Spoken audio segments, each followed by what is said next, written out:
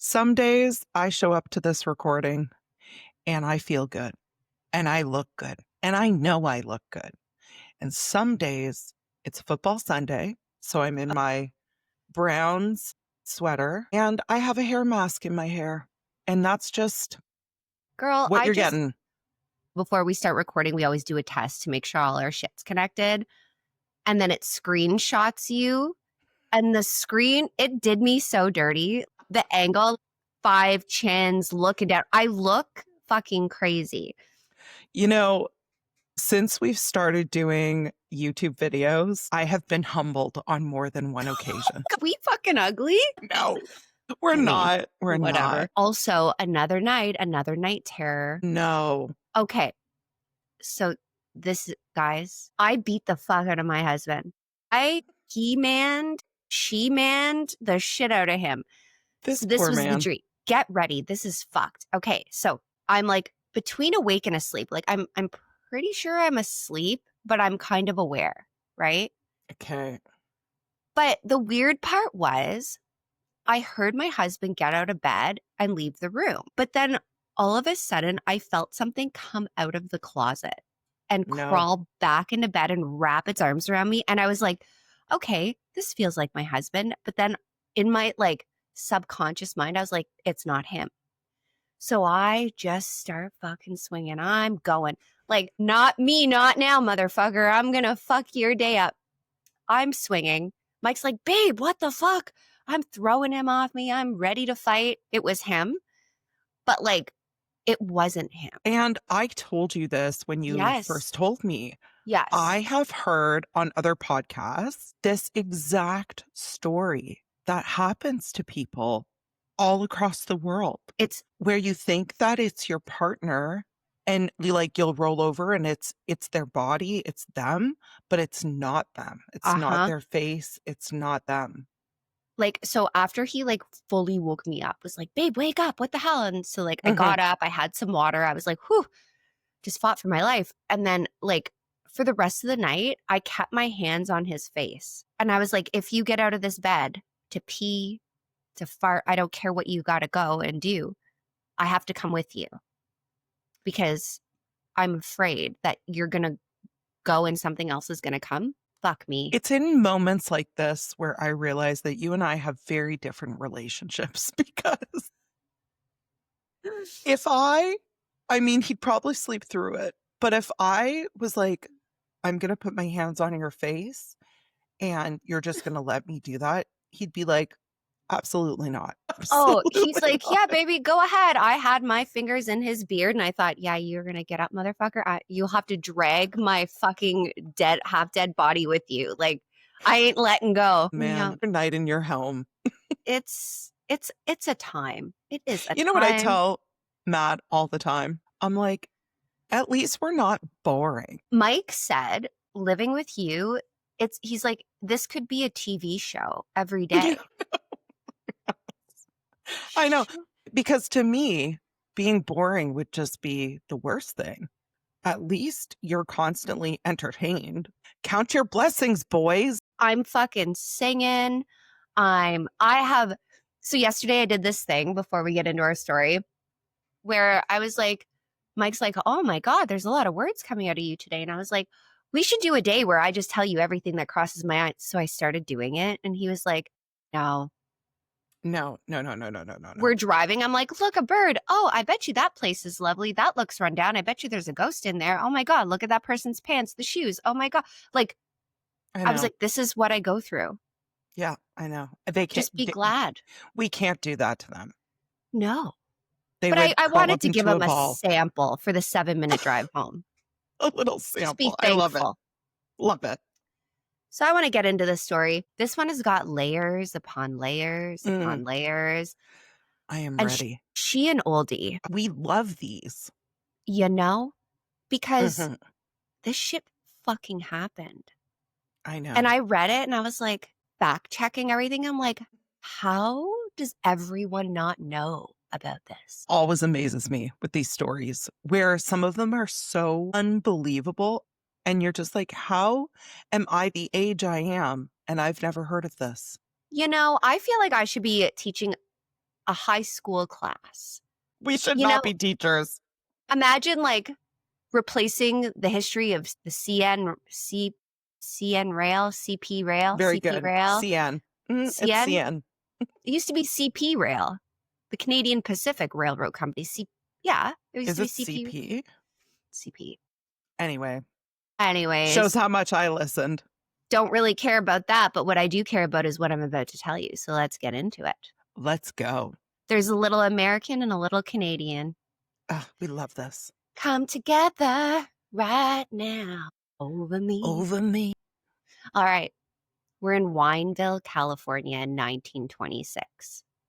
I didn't know Wineville existed, but it sounds like somewhere I should be.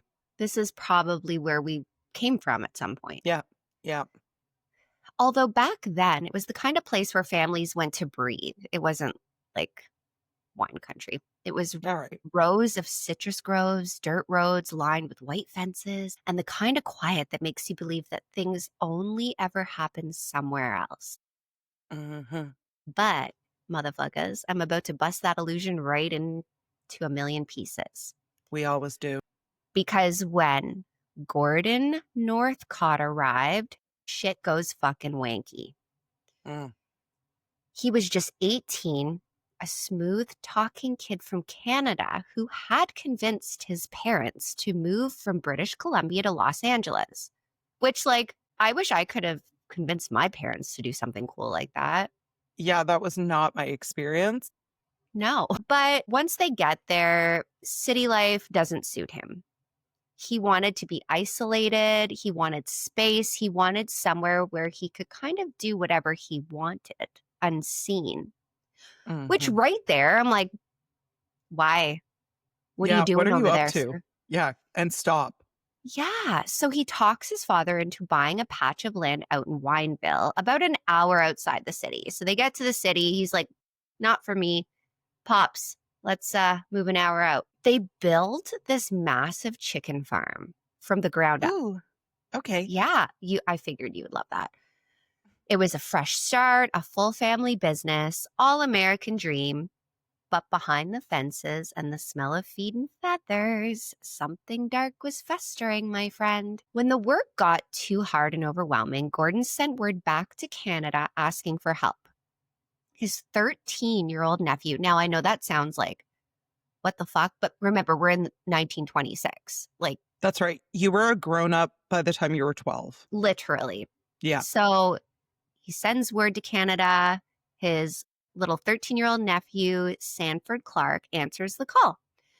He thought he was going to just help his uncle on the farm, get this family business going. How exciting, you're going to the United States. Mm-hmm. But this poor kid walked right into a nightmare. It's fucking crazy. So from the moment Sanford arrived, the abuse began. This poor sweet boy was beaten, humiliated, and terrorized until he was barely able to move. Why? I will never understand this. It's, the fuck. But then my thought too was like, Gordon has now this like big, vast space of privacy. And he's like, I want to get someone here to torture. I know how I can get someone here. And I think boredom too. Like it must have been boring. And they probably were constantly looking for something to liven up their lives. And, what's a good torture going to right. provide us? A little And bit of poor Sanford, like Gordon broke him down in every way imaginable. That's so sad. It was so sad. And with each passing day, Sanford learned that escape wasn't even an option for him. Now, what made it worse was Gordon's father, Cyrus, lived right there on the property. And his mother, Sarah, she kind of floated between the farm and going to their apartment in Los Angeles. Both of these people later claimed they had no idea what was going on. No, I don't Motherfuckers, we've accept heard that. this line so many times. Like, fuck, you didn't know. Come on. This kid is being tortured. He clearly is degrading in front of you. Don't shut up. Right? Stop. And someone always fucking knows. Or at least suspects. And looks the other way. And I know that happens so often, and that pisses me off. Oh, But fuck. Especially back in this time, right? you knew something. Yeah. Get out of here. So back in Canada, Sanford's mother, Winfred, started to really worry. The letters her son sent home sounded not quite like him anymore. And they were very distant, kind of strange, like someone was Mm. watching him as he wrote. And Uh, yeah, like of as a course you do. mother, you know your kids' mannerisms, you know the way they would speak. If Yeah. someone is coaching someone to do something, it's going to be picked up in dialect, right? 100%. Yeah. When she reached out to so she is like, I'm going to call the authorities because this isn't my kid. So she reaches Yeah. out to the US authorities and they literally dismiss her. They're like, we'll look into it when we have the time, ma'am. Like, you're hysterical. Calm down. Great. He's with family. Perfect. I could fucking scream. Time and time again, it's this whole mother's hysteria narrative. Like, fuck off. I know. It infuriates me. And it's such a piss off that it's been going on for eternity. Women are hysterical. If we It's say something's, 2025. get the fuck out of here. Yeah. And we still get told, like, well, you're being a little dramatic. You better calm down. Okay, cool. So, Sanford's older sister, Jessie, she's only 19, Okay. decides to take matters into her own hands and she packs her things and she heads for California. And I'm like, that is a big sister. She's like, I would do it. oh, you would do it for your brother. I know you would. Yeah. In a heartbeat. So when she arrives at the farm, she finds her brother, but something wasn't right with him. He was quiet, overly pale, seemed almost completely exhausted beyond recognition. Poor baby. She said his eyes had this hollowness and a fear behind them that didn't make any sense. This poor sister. Have you seen this hollowness they're talking about in I people? have. Yes. Me too. Me too. It's almost like their soul detaches from their body. They're And just a shell. it's unmistakable. When you look at them, you know right away. Mm-hmm. They have dead eyes. And you don't know what caused it, but you know something caused it. It's something that once you see it once, you'll recognize it every time. Yeah, exactly. Yeah. So she tries to talk to him and get him to open up. And at first he refuses, but eventually she pushes hard enough that the truth comes out. This poor baby told her everything. The beatings, the full nights of torment, the things no child should ever have to ever describe, including sexual abuse. Oh, what the hell? The fuck? Ugh. And then with a trembling voice, he says, but I'm not the only one. There are others. No. He said Gordon was murdering boys and that he was being forced to help bury the boys. So far, there were 4 of them beneath the dirt. So far. So 4 of these bodies were buried under the floor of the chicken coop. My God. Okay. So obviously, Jessie being 19 is sitting there frozen. Like, what the fuck are you saying to me right now? Her mind is not catching up because she's like, okay, what do you mean? Like, he's killing people? You know, I'm staring into the brother that I always knew and he is broken. And he's telling me about these horrors that are way too big for any mind to process. Yeah. So she knows, I got to get the fuck out of here immediately. Before she can book it with her sweet little baby brother, she confronts Gordon. I'm like, No. Ma'am, this girl's got No. balls on her the size of boulders. Because I'm like, what do you mean? I would have just booked it. And this is the perfect example of having balls is not always a good thing. Right. Sometimes it is. Sometimes it's a great thing. In a situation like this, no. Not today. So Jessie goes up to Gordon and says, like, I know what you're doing here.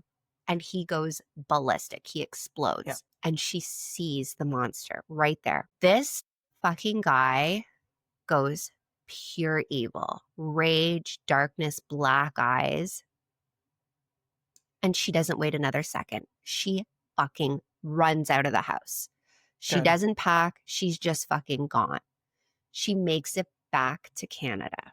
So I'm like, thank Excellent. fucking God. So Jessie doesn't waste another second. She fucking books it. She's like, I'm getting the fuck out of here before he can do anything else. Mhm. So she gets back to Canada. God love her. She fucking made it. I was like, you're fucking lucky he didn't grab you and fucking bash your head in right there. Yeah, Like, honestly. really, though. Yeah. What breaks my heart about this is she couldn't take her brother and she had to promise him, I'm going to come back with help for you. Oh. Like, I'm not going to come back alone. But I'm like, could you imagine what that probably felt like to her brother? Also, Gordon now knows her brother fucking ratted. Yeah. No. If I was in that position and I couldn't bring my brother with me for whatever reason she couldn't, I would just assume he's dead. Yeah. Ugh. But stay tuned. So Mm. she gets back to Canada, sweet, amazing sister. And she doesn't waste a second. She goes straight to the US consulate and she tells them everything her brother has said. Every Okay. horrifying detail. She's begging them to listen. And finally, this time, they're like, okay, we'll check it out. Within 2 weeks. Now, I'm thinking to myself when I'm reading this, 2 weeks? You know what can happen in 2 weeks? I feel we live in a society and a time where everything is instant, Yeah. and it wasn't like that. But like, I left my brother there. He knows that I know what he's doing. There are 4 dead bodies under the floorboards. We're waiting Yes. 2 weeks. I have a hard time with that, but you have to remember as well, it wasn't like they were just picking up a phone. No, and they weren't hopping on a plane. Like, it's a whole thing. No. Yeah, yeah. So 2 immigration officers are sent to Wineville to investigate these claims. Okay. Now, it's a warm August afternoon. We're in 1928 now. Okay. So this has been going on. For some time. Right. When they roll up to that quiet little farm, the same farm that looks so ordinary, you'd never imagine the ground beneath this farm. Like, it's Ew. fucking whack. Now, they show up, but guess who's not there? Gordon Northcott wasn't there because he's fucking gone. Oh, okay. Okay. Huh? He sees these officers coming because remember, we're in farmland. You can see someone coming up the fucking dirt road for quite a Yep. while. Yeah. Bolts straight out the back door. Before he runs into the woods, however, he turns to Sanford. Poor little terrified, obedient Sanford is standing there like, oh my God. And he tells him to stall the men. He said if they catch him, he'd come back and kill him before they could stop. So we've got this little kid who's fucking terrified for his life. And he's like, if they catch me, motherfucker, I'm coming back for you. You're the one. Yeah. So, of course, now remember, Stanford's been abused by this motherfucker for quite some time. So I Yeah. do think anytime you've been with your abuser for too long, there's a bit of Stockholm syndrome. Maybe that starts to Yes. happen. Yes. So sweet Sanford does what he's been trained to do. He smiles, he stalls them, he tries to distract them. But the agents are like, we don't want to talk to you. We want to look around. Yeah. Like, Immediately. something's wrong here. And when they saw how nervous he began to be, like, well, why do you have to go back there? Like, you don't have to go back there. Everything is great. Like, everything is good. We're just a chicken farm. Da da da da da. And they're like, something's wrong with this kid. Like, he's terrified, obviously. So they start searching this property. And what they find brings this nightmare to light because it is fucking wild to me. Inside the chicken coop, they found blood everywhere. But to be fair, I'm like, well, it's in a chicken coop. Like, are we slaughtering chickens in the coop? I don't really know. Like, do you slaughter them in the coop, Chantal? I wouldn't, but I wouldn't put it past somebody to do that. Okay. There were tools smeared with something dark and dried, a pile of Boy Scout badges. No. No, no, no, Ye- no, no. I know. A little Aw. toy whistle and a library book, still carrying its checkout card. What? Now I'm mad. It's so sad. And the little name on the checkout card was Nelson Winslow. Oh. Now, right away, authorities are like, Nelson Winslow? He's been missing for 3 months. Like, Well, we know where he's at. mm-hmm. And of course, like, to me, I don't know what it is about finding toys and Boy Scout badges, but it actually turns my stomach. Me too. Because first of all, he's kept them, which is upsetting. And you know that this doesn't end well and that they were babies. Boy Scout uniforms, they Babies. were babies. I know. When Sanford realizes his uncle wasn't coming back, something inside him kind of broke. And he starts sobbing and he starts telling officers everything because he's like, okay, the police are here. My uncle's obviously not going to roll into the field and be like, hey guys, like, no. So he's like, I can show you where to dig. Oh my God. I can't. And when they did, they unearthed 3 shallow graves beneath the chicken coop, filled with scattered bones and fragments of these little babies' lives cut short. It's so fucked up. This is so sad. 51 pieces of human remains were pulled from the dirt. Excuse me, 51 separate pieces? Mm-hmm. 51 kids? So pieces. Just hold on to that for a moment for me. Uh-huh. Even then, after pulling up 51 fragments of little boys' bodies, the investigators are like, there's more to this picture. Because some of the graves appeared to be disturbed recently, Ew.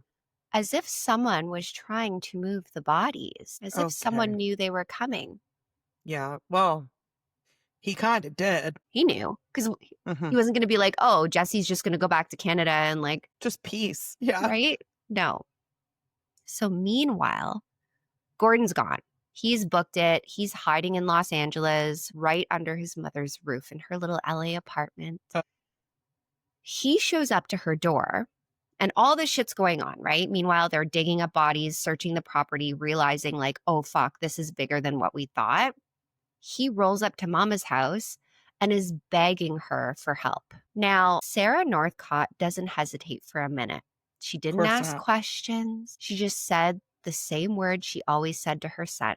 I would do anything for you, Gordon. Guys, I know we want to do everything we possibly can for our kids. I get that. I fully understand that. We hear and we see time and time again these parents where they know that their children are murdering people or have murdered someone. Oh, yeah. Yes, you're always their mom. You no longer have a need to protect that child, person, whoever. Don't Like, do that. Don't do let's that. not. No, it's Ugh. gross. Yeah. So she helps him flee. They Mhm. pack up and they run. They head back to cross the border in Canada. And I'm like, we don't want you here. No, get out. Get the fuck out of here. But as I enjoy to say this to you more than anything, their luck runs out. Thank fucking God, because like we Yeah. don't want you here. No. 3 weeks later, they were both arrested in British Columbia. And I'm like, are you dumb? Like you They went back to where you There's came from? so much dumb happening here. So Like, much dumb. so dumb. So they're back in BC, and while the world is waiting for justice, the people of Wineville are just standing in this ruined community of bodies. Mm. And they're like, this was a chicken farm we got our eggs from, we got our chicken from. Ew. And meanwhile, they're realizing that this has been a slaughterhouse, not for chickens. Also, I need to tell you something that's really going to upset you. Chickens will eat anything. Like they'll eat meat? Yeah. Chickens will eat chickens. I don't like that. Yeah. They'll eat anything. That's You put wrong. you put anything in there, and there's this thing that chickens do, and it's always disturbed me. They will pick on like a smaller chicken or a weak chicken, trying to kill it, and they will draw blood, and that attracts the rest of the chickens. No, Why are you doing this to me? they're vicious. Like chicken, I fully, and I don't know if this is what happened here, but if there was a body laying in a chicken coop, they would peck it to nothing eventually. You know, you just took my horror story to a whole new level today, didn't you? I'm telling you, they will. I mean, now, since I've had chickens, you don't feed your chickens meat. Like, that's not something that you would ever do on purpose. But Okay. if they got a hold of it, they'll eat it. I'm upset. Yeah. Thank you for that. You're welcome. So Gordon and his mother are caught, and it's making headlines all over North America because we've got everything going on. They're Canadians. Yeah. He's a fucking serial killer from the US. Like, there's so Mm-hmm. many layers to this. Mm-hmm. A mother and son arrested together, accused of unspeakable crimes against children. Now, right away, I'm assuming everyone was probably like, well, she's a part of it. She's helping him flee. Why are you fleeing? Yeah, If you had, but like, if you're innocent, why are you fucking fleeing? because it's her baby boy, It's Ashley. gross. That's my baby boy. I have to be there for him no matter what. So these motherfuckers are arrested. Mm-hmm. Now, even with handcuffs on, Mr. Gordon wasn't done playing games, Chantal, because it would take nearly 2 years before the pair were extradited back to California to stand trial. And in that time, both of them crafted their own twisted stories. This Mhm. crazy web of lies, of half truths so thick that investigators could barely tell where reality ended and manipulation began. Then came confessions that shocked everyone. Okay. I'm You ready for this? ready. So ready. This shit gets crazier as I go. It's just fucking crazy. So Sarah Northcott, mommy dearest here, Mm-hmm. admitted to killing a 9-year-old boy named Walter Collins. And if Mom? and if that name sounds familiar, it's because Walter's disappearance had already gripped the entire country. This was a very Okay. popular missing persons case. Uh-huh. Sarah claimed she had killed him herself, saying Gordon had nothing to do with it. But the story she told was just as sickening as you can expect from someone who would obviously raise a monster, because she said that one day when Gordon was away, curiosity got the best of her. So she wandered into the chicken coop, only to find a filthy, terrified little boy locked inside. When she confronted her son about it, he casually told her that he had kidnapped the boy. And her response wasn't horror, Chantal.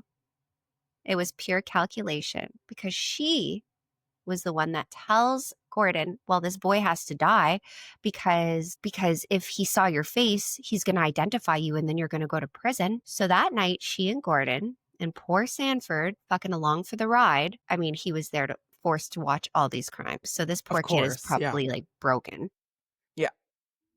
Took turns striking the sleeping boy with the blunt end of an axe. And when it was over, Sarah buried Walter inside the coop. So many things here. So many. You weren't joking when you said layers. Like, we're talking onion here today. Mm-hmm. What in the fuck? You are, okay, let's assume Sarah, up until this point, was an innocent woman. You are an innocent woman who does not have a criminal past. You come across a beaten, bruised, and dirty child. Mm-hmm. And right there, it should have been, you bring him inside, you wash him up, you ask him what happened, you ask him where he lives, where his parents are, et cetera, et cetera, et cetera. Maybe you call the police, maybe you call the sheriff, you figure something out. And she just left him there and then was like, hey, so today when I was in the coop, I found a child. Right? And he was like, yeah, I took him a little while ago, not sure what to do with him. And mom, her great idea is, Well, let's torture him and kill him.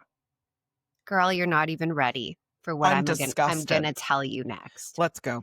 So remember I said that Walter's story was like a big story that was out in the public? Yeah. There's a reason. Because months earlier, before the truth ever came out about what happened to Walter, his mother, Christine, had been living a fucking nightmare. She had reported Walter missing in March of 1928. He was 9 years old. She gave him a dime to go see a movie, and he never came home. Like every mother's worst fucking fear right there. Honestly. Now, you're not ready. Y'all not ready. Get ready for this because it's fucked. When police come back claiming they had found Walter 5 months later, Christine's relief turns into horror because the boy who steps off the train, that's not Walter. And the LAPD is like, ma'am, we know you've been through a lot. This is your son. And she's like, no, that's not my child. I know my child. This isn't my kid. Like, what are you talking about? So the LAPD is not listening to her. They're like, too bad, so sad. Here's your kid. Ma'am, have a great day. Justice I'm having a hard served. time. I'm having a hard time with this today. Like, it would be a frosty day in hell for someone to be like, no, this is her. Right? I would burn the train station down. Literally. So Captain J.J. Jones was the officer in charge. And he is straight up looking at Christine. And he's like, you are just overwhelmed, ma'am. You just need to rest. You're being hysterical. Take your son home and stop being difficult. I grew this person in my body and then pushed him out of my no-no. Get ready, girl. You're not ready because she refuses to accept this kid. She's like, this isn't my fucking kid. I saw him 5 months ago. Like, what are you talking about? This motherfucking cop has her committed. Then so like, take this child that is not yours and take him right now. No, I won't do that. Well, you're clearly crazy. You're crazy, Christine. So Christine, this grieving mother, is locked in a psychiatric ward because she refuses to play along with this fucking crazy police fucking situation. It's bizarre. So eventually the truth does surface. The imposter was a 12-year-old runaway, actually named Arthur Hutchins from Illinois. He'd seen Walter's story in the paper, pretended to be him, and rode the media wave all the way to Hollywood in hopes for meeting his favorite cowboy actor. So this kid was like, you know what? I'm going to pretend I'm this boy, and then I'm going to be like, I'm back. Hello, Mom. It's me. Because what? And he did all this because he wanted to go to Hollywood to meet his favorite cowboy actor. Dad, I am dead. This is next level. I know we're doing the true crime story and it's horrific. And I'm not trying to take away from that. It's so sad. No. I want a movie about Arthur's adventures. Like, I know exactly what I'm going to do. This woman looks like she cared about her child. She'll care about me. This is like, when the kids were young and their hamster dies and you're like, I'll just go buy one that looks the same. My daughter had a fucking beta fish for like 18 years. Yeah. And you buy the new one. And they're like, he looks different. You're like, does he? Oh, must be the light. Must be the light. Put on a couple pounds. What? So obviously the LAPD is fucking humiliated because they're like, but we have to remember that humiliation is absolutely nothing compared to the pain Christine must have endured, especially when she later finds out that her son was found and surfaced in the Wineville case. Yeah. So she reaches out to Northcott directly, like Gordon in prison, because she wants answers. This is her baby. Yeah. Good. And what does this motherfucking do? Like this motherfucking, what does this motherfucker do? I'm getting riled up today. He fucks with her some more. Oh, good. Yeah. Right? Well, yeah, because he's bored. So one day he confesses all this shit about this poor little boy. And then the next day he denies everything. He sends letters filled with cruel, taunting hints. just enough to keep her hoping that the truth will come out. And the saddest part of this is that she actually did die not knowing for sure whatever happened to her son. But we do know that he was a victim of these fucking morons. Yeah. So meanwhile, investigators uncover more victims. Two brothers, Nelson and Lewis Winslow, just 10 and 12 years old. Their remains were found buried on the farm. And another boy, Alvin Gothia, only 15, who had been abducted, tortured, and decapitated before being dumped along a highway. Oh. Yeah, like the scope of Gordon's fucking evil was almost impossible to measure because there were obviously moved bodies being found not on the farm, stories being told. Like, it's so fucked up. Now, prosecutors charged him with 3 murders, but they suspected the real number was closest to 20. But again, we didn't have the forensics we have now for them to kind of piece this together. So his trial begins in 1929. This fucking asshole struts into the court like he was there for like a dinner party. He even insists on representing himself because of course he did. Well, yeah, that doesn't... He's arrogant, smug, fucking narcissist. He's like, I got this. Bro, you just sit down. I got this. Like, you're fucking stupid. I hate him. He calls his mother to the stand, Chantal. Oh, yeah. Yeah. The same woman who Of course he confessed to does. killing a child and had her testify that she'd do anything to protect him. Like, thinking, I'm... like, I think he thought, like, if she testifies on the bench, she has to do it. Like, it's like a pinky promise. He thinks this is going to help him, but it's obviously doing the opposite of that because he's so fucking delulu. This is wild behavior. It's wild. So witness after witness are describing the years of missing boys, the threats, the violence. Some of the children who survived spoke about being picked up by Gordon, abused, then warned that he would kill them and their entire family if they ever told. So he wasn't real... Yeah. Oh, okay. Okay. So he wasn't killing all of them. He was a sexual predator and Gross. a sadistic murderer. And finally, of course, the jury had heard enough because obviously. So on February 5th, 1929, Gordon Northcott was found guilty for the murders of Lewis Winslow, Nelson Winslow, and Alvin Gothia, and his sentence was death by hanging. Fucking good. Praise Jesus. He was 23 years old when he walked to the gallows at San Quentin in October of 1930. He said he had zero remorse. He showed no regret. He did at one point say, actually, I do have a regret. My regret is getting caught. Okay. So enjoy your stay in hell. Right? God. So Mummy there served 12 years for her part in the crimes. She died in 1944. She was old, bitter, and unrepentant. Like, this bitch never said she regretted any of it. Why did we not hang Mom? I sat on this and couldn't figure out why they wouldn't have hung her as well. Like, if she had no regrets, and she clearly didn't, why are we not getting rid of her too? Why are we feeding her? Now, the part that is gonna fuck... Chantel's about to go off, you all.